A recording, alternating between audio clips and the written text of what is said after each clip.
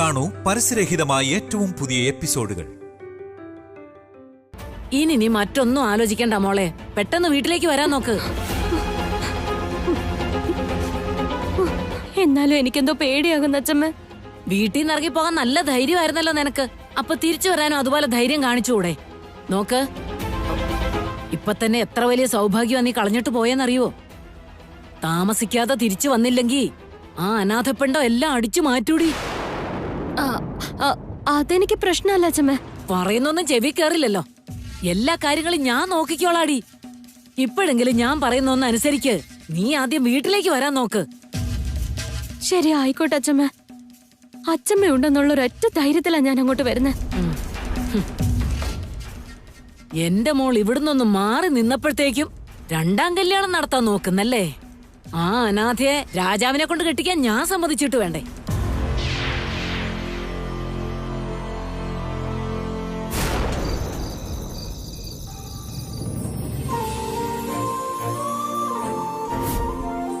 നിന്റെ മനസ്സിൽ എന്താണെന്ന് പറ മോളെ. എനിക്കിഷ്ടാണ് അമ്മേ.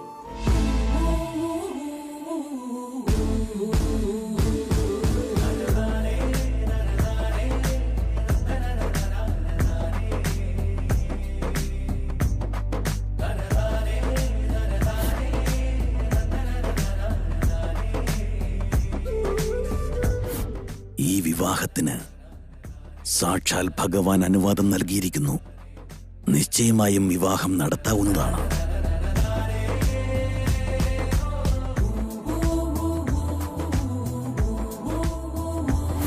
എന്നോടൊപ്പം കല്യാണം എന്ന് കേട്ടതും ദേവേട്ടന്റെ മുഖത്തെ സന്തോഷം കണ്ടായിരുന്നോ രാമ? ഈ കല്യാണം എന്നൊരൊറ്റ വാക്ക് ഇത്രയും നാളത്തെ സങ്കടം മുഴുവൻ മായ്ച്ചു കളഞ്ഞല്ലോ രാമ. ഞാനും എത്രമാത്രം സന്തോഷവതിയാണെന്നോ. ഓർമ്മ വെച്ച നാൾ മുതൽ ഞാൻ ഇത്രയേറെ സന്തോഷിച്ചിട്ടില്ല. ചെറുപ്പം മുതലുണ്ടായിരുന്ന എല്ലാ കഷ്ടതകളിലും നീ മാത്രമായിരുന്നു എന്റെ താങ്ങ്. അതുകൊണ്ടാണോ നീ 10 ജന്മത്തെ സന്തോഷം മുഴുവൻ എനിക്ക് ഒന്നിച്ചു തന്നത്?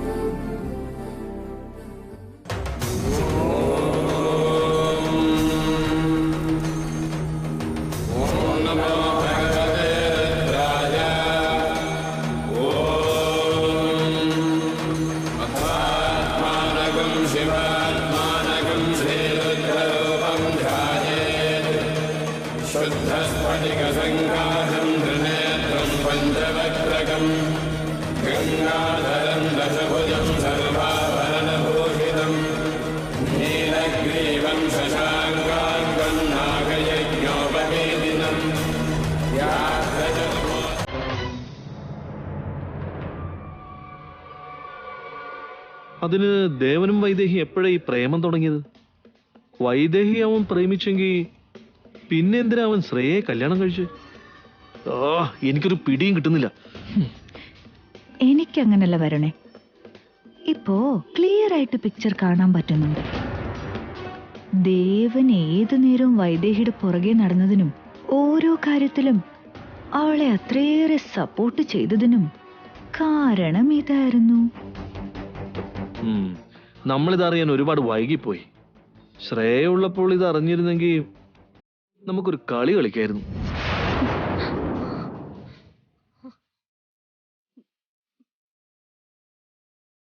എനിക്ക് ഈ സംശയം നേരത്തെ തന്നെ ഉണ്ടായിരുന്നതാ. അപ്പൊ 2-3 തവണ ഞാൻ സൂചിപ്പിച്ചതുമായിരുന്നു.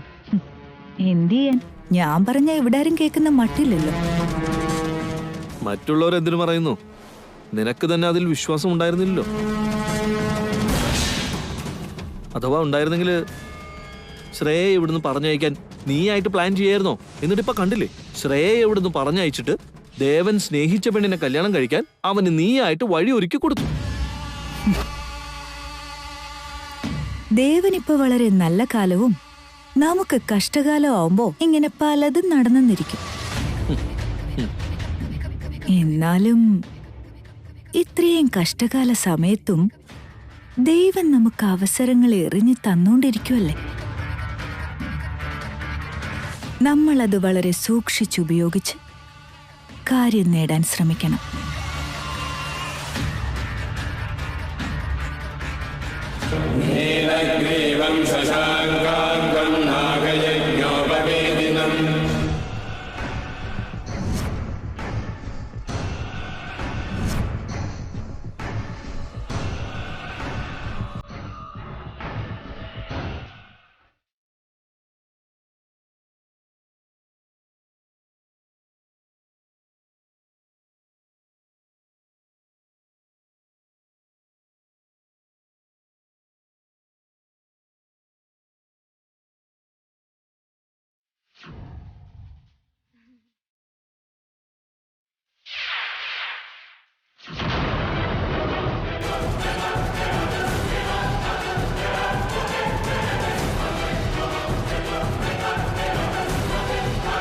ഈ ശ്രേയ ചേച്ചി എന്തിനു പിന്നെയും വന്ന? ശ്രേയ ചേച്ചി വന്ന വൈദേശി ചേച്ചിയുടെ കല്യാണം നടക്കില്ലല്ലോ. അങ്ങനെ സംഭവിക്കല്ലേ?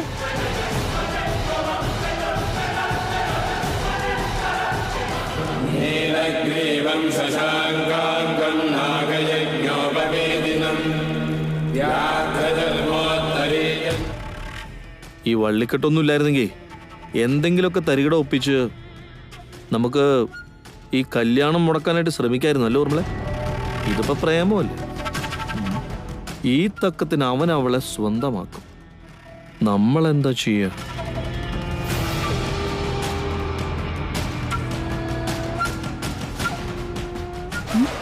ശ്രേയ ശ്രേയ എവിടെ? ദേ അത് കണ്ടോ?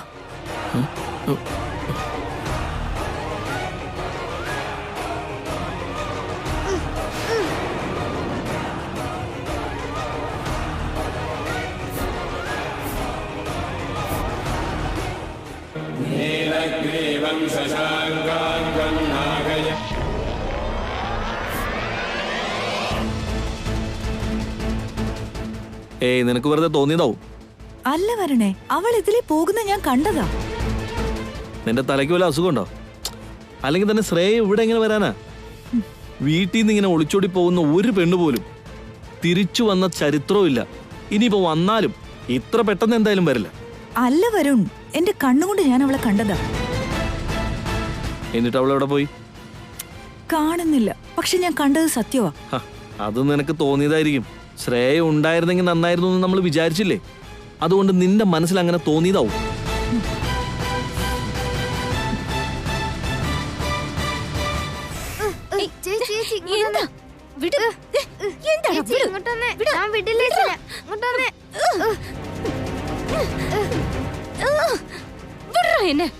ഇല്ല, പോയ വഴി അങ്ങ് പോയിക്കൂടായിരുന്നോ? പിന്നെന്തിനാ ഇങ്ങോട്ട് കെട്ടിയെടുത്ത? വൈദേശി ചേച്ചിയുടെ ജീവൻ നശിപ്പിക്കാൻ വന്നായിരിക്കും. മര്യാദക്ക് ഇവിടെ നിന്ന് പോയിക്കോ. മനസ്സിലായതുകൊണ്ട് തിരിച്ചു വന്നത്. ഒന്ന് കയ്യെന്ന് വിട്, കയ്യെന്ന് വിട. ഇല്ല ചേച്ചി, ഞാൻ വിടില്ല. ചേച്ചിയോട് നിന്ന് വൈദേശി ചേച്ചിയുടെ കല്യാണം നടക്കില്ല.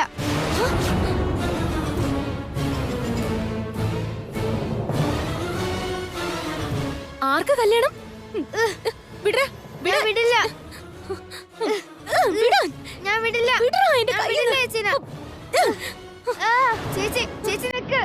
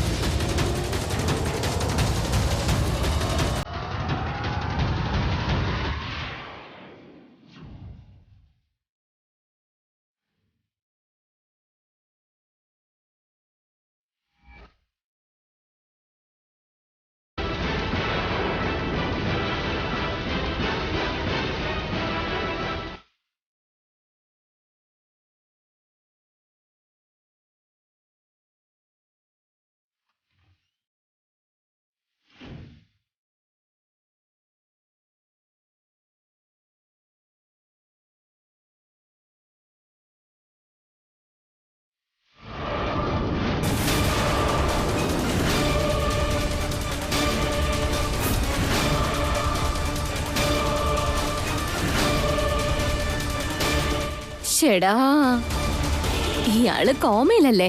ഞാൻ എന്തിനാ വെറുതെ ടെൻഷൻ അടിക്കുന്നത്?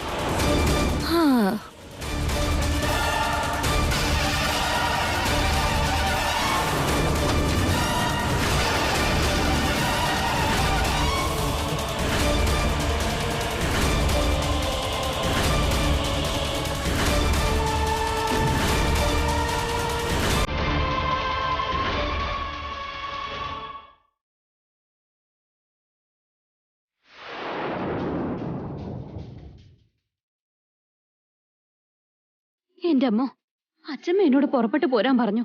പക്ഷെ ഇവിടെയുള്ളവരെ കാണുമ്പോ എനിക്ക് പേടിയാവുന്നുണ്ടല്ലോ. ഈ അച്ഛമ്മ ഇത് എവിടെ പോയി കിടക്കുക?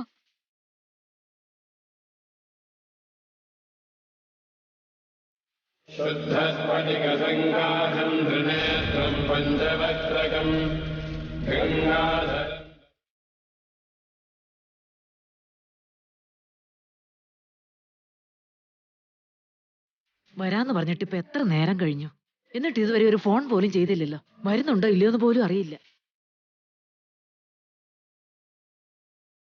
അങ്ങോട്ട് വിളിക്കാന്ന് വെച്ച ഏതോ ഒരു നമ്പരിൽ നിന്ന് അവള് വിളിച്ചേ. അച്ഛമ്മേ, ആ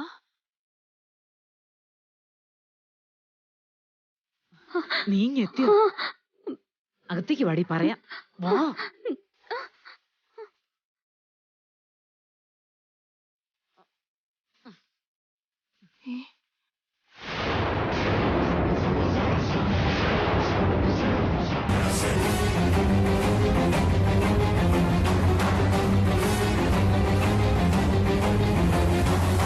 എന്താടി നോക്കുന്നേ? നീ ചെന്ന് ഡ്രസ് ഒന്ന് മാറ്റിട്ട് വാ. ചെല്ലടി. ഏയ്, എങ്ങോട്ടാടി കേറി പോന്നേ?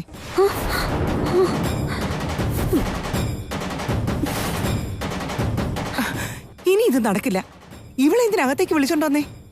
ഇവളോട് വന്ന പോലെ ഇറങ്ങി പോവാൻ പറ. ഇറങ്ങിപ്പോ. മിണ്ടിപ്പോരുത്, പറഞ്ഞേക്കാം. കുഞ്ഞറിയാതെ എന്തോ ചെയ്തു എന്ന് കരുതി അവളുടെ കൂടെ നിൽക്കുന്നതിന് പകരം വഴിയിലിറക്കി വിടുന്നോ നീ?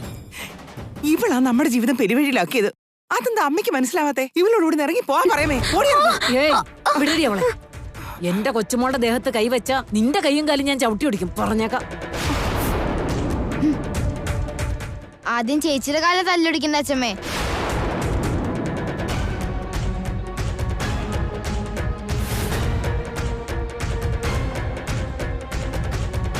മിണ്ടി പോകരുത് നീ. നിങ്ങളുടെ രണ്ടുപേരുടെ തലയ്ക്ക് ഓളമാണോ? ഇതാടാ നിന്റെ സ്വന്തം ചേച്ചി. നീ പ്രസവിച്ച മോളാടി ഇവള്. എന്നിട്ടാണോ രണ്ടും കൂടി ഇവളുടെ ജീവിതം നശിപ്പിക്കാൻ നോക്കുന്നേ? ഇവളല്ലേ അമ്മ ഇപ്പൊ നമ്മുടെ എല്ലാവരുടെയും ജീവിതം നശിപ്പിച്ചോണ്ടിരിക്കുന്നത്. നിന്നോട് മെയിലിൽ ഇങ്ങോട്ട് വരരുതെന്ന് പറഞ്ഞതല്ലേ? പിന്നെ എന്തിനാണ് ഇങ്ങോട്ട് വന്നത്?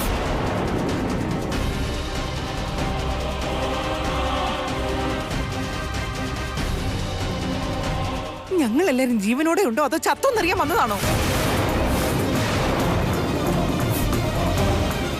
അതോ ബാക്കിയുള്ള ജീവനും കൂടി എടുത്തോണ്ട് പോവാൻ വന്നതാണോ? അമ്മ, ഞാൻ പറയുന്ന ഒന്ന് കേക്ക്. അപ്പൊ ഞാൻ ഫോൺ ചെയ്തപ്പോഴും അമ്മ എന്നെ കൊണ്ട് സംസാരിപ്പിച്ചില്ല. അത് ഞാൻ പറയുന്ന ഒന്ന് കേക്ക്. എടി, ഇനി നിനക്ക് പറയാൻ എന്താടി ഉള്ളത്? തോന്നിവാസങ്ങൾ ചെയ്തു കൂട്ടിയിട്ട് മനുഷ്യനെ നാണവും കെടുത്തില്ലേ നീ? അതെ, ഞാൻ തോന്നിവാസം തന്നെ ചെയ്തത്. പക്ഷെ ചെയ്തത് തോന്നിവാസാകുമെന്ന് ഞാൻ കരുതിയില്ല. എടി, ഒച്ച വയ്ക്കാതെ സംസാരിക്കുക, പുറത്തുള്ളവർ കേൾക്കും.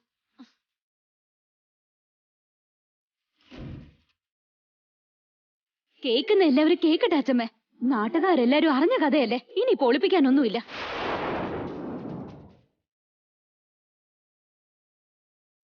ശരിയാണ്, ഹീറോയിൻ ആവുക എന്നുള്ളത് എന്റെ സ്വപ്നം. ആ സോങ്ങിൽ അഭിനയിച്ച ഹീറോയിൻ ആകാൻ പറ്റുമെന്ന് വിചാരിച്ച മാത്രമല്ല, ആ വീഡിയോയുടെ റിലീസ് ചെയ്യില്ലെന്ന് പറഞ്ഞത് കൊണ്ട് മാത്രം അതിൽ അഭിനയിച്ചത്.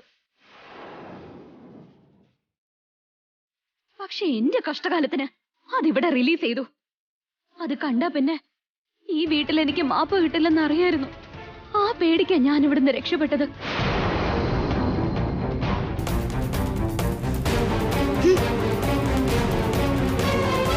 പക്ഷെ പുറത്തിറങ്ങിയതിനു ശേഷം മനസ്സിലായത് വിശ്വസിച്ച വ്യക്തി തന്നെ എന്നെ ചതിക്കായിരുന്നു എന്ന്. എന്നാൽ ഒരിക്കലും തിരിച്ചു വരരുതെന്ന് തന്നെ കരുതിയ. പക്ഷെ ഈ അച്ഛമ്മ ഉണ്ടല്ലോ, അച്ഛമ്മ പറഞ്ഞ മര്യാദക്ക് തിരിച്ചു വരാൻ. ഇനി ഒരിക്കലും തിരിച്ചു വരില്ലെന്ന് തീരുമാനിച്ചവൾക്ക് എങ്ങോട്ടെങ്കിലും പോയിക്കൂടായിരുന്നോ? എന്തിനാ ഇങ്ങോട്ടേക്ക് ഫോൺ വിളിച്ചത്? സുലേഖേ, എന്തു പറ്റിയടി നിനക്ക്? ചെയ്തതൊക്കെ തെറ്റാണെന്ന് അവള് തന്നെ സമ്മതിച്ചില്ലേ? പിന്നെ എന്തിനാ ഇങ്ങനെയൊക്കെ പറയുന്നേ? തെറ്റ് സമ്മതിച്ചെന്ന് കരുതി പോയ മാനം നമുക്ക് തിരിച്ചു കിട്ടുവോ? നാണക്കേട് മായ്ച്ചു കളയാൻ പറ്റുമോ? ഇവള് ചെയ്ത വേണ്ടാതിനം കാരണം നമുക്ക് കൊട്ടാരം വീട്ടുകാരുടെ മുമ്പിൽ മുഖം ഇല്ലാതായിരിക്കുക. അതിനിടയ്ക്ക് ഒരു രക്ഷകയെ പോലെ കടന്നു വന്ന് എന്റെ മൂത്ത മുള നമ്മുടെ മാനം കാത്തത്. ഇപ്പൊ ഇവള് വീണ്ടും വന്നെന്നറിഞ്ഞ അവള് ചെയ്ത ത്യാഗത്തിന് വീണ്ടും വിലയില്ലാതാകും. അതോടെ എല്ലാം വീണ്ടും തകർന്നടിയും. ഇവളെ എനിക്ക് കാണുക പോലും വേണ്ട. പഴയതൊക്കെ എനിക്ക് ഓർമ്മ വരിക. ഇത്രയും നേരം ഉണ്ടായിരുന്ന മനസ്സമാധാനവും നഷ്ടപ്പെട്ടു. മര്യാദയ്ക്ക് ഇവിടുന്ന് ഇറങ്ങിപ്പോയിക്കോണം.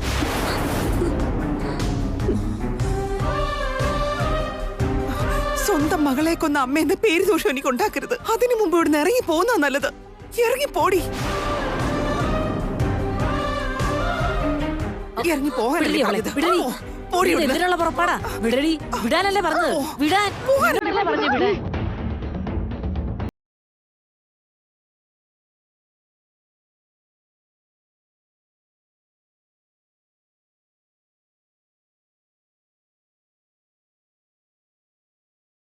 ശ്രേയെ ഞാൻ കണ്ടതാണല്ലോ. അതൊരിക്കലും ഒരു തോന്നലല്ല. ശ്രേയ വന്നിട്ടുണ്ട്. വിടടി അവളെ. വിടാനല്ലേ അമ്മ പറഞ്ഞത്? ഇത് വിട്ടേ. ഞാൻ എന്തിനാ ഇത് പറയുന്നതെന്നൊന്നും അമ്മ മനസ്സിലാക്ക്. ഇനി ഇവളിവിടെ നിൽക്കുന്നത് നല്ലതിനല്ല. വിടമ്മയൊന്ന്. നീ മിണ്ടാതെ പോകുന്നുണ്ടോ? പറയുന്ന കേൾക്ക്. അവൾ എങ്ങോട്ടും പോകുന്നില്ല. നീയായിട്ട് പ്രശ്നം ഉണ്ടാക്കരുത്.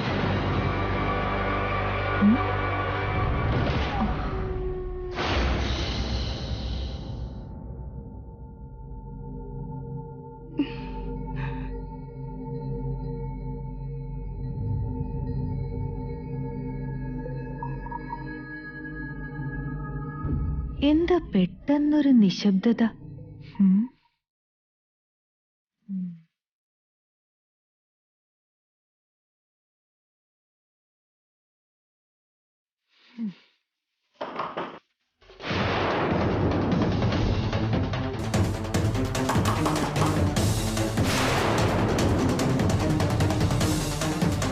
ഒച്ച വയ്ക്കരുതെന്ന് പറഞ്ഞപ്പോ കേട്ടോ? ആരോ വാതൊക്കെ നിൽക്കുന്നുണ്ട്. ആർക്കാണാവോ സംശയം തോന്നിയത്? എടി, നീ അകത്തെങ്ങാനും ചെന്നിരുന്നോ? നടക്ക. കേറങ്ങോട്ട്. മിണ്ടരുത്. ഇവിടെ തന്നെ ഇരുന്നോളൂ.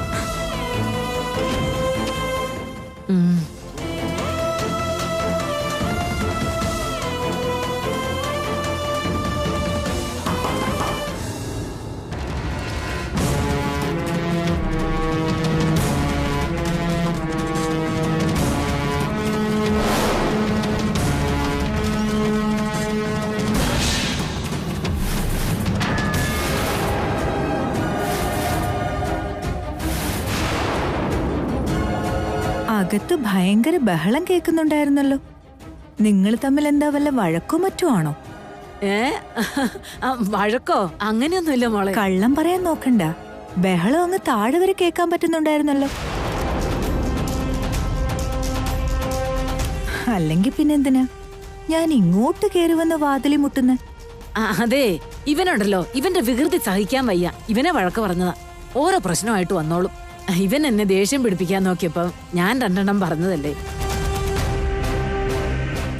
അതല്ല, ഇതിനിടയ്ക്ക് ശ്രേയയുടെ ശബ്ദവും കേട്ട പോലെ തോന്നിയല്ലോ.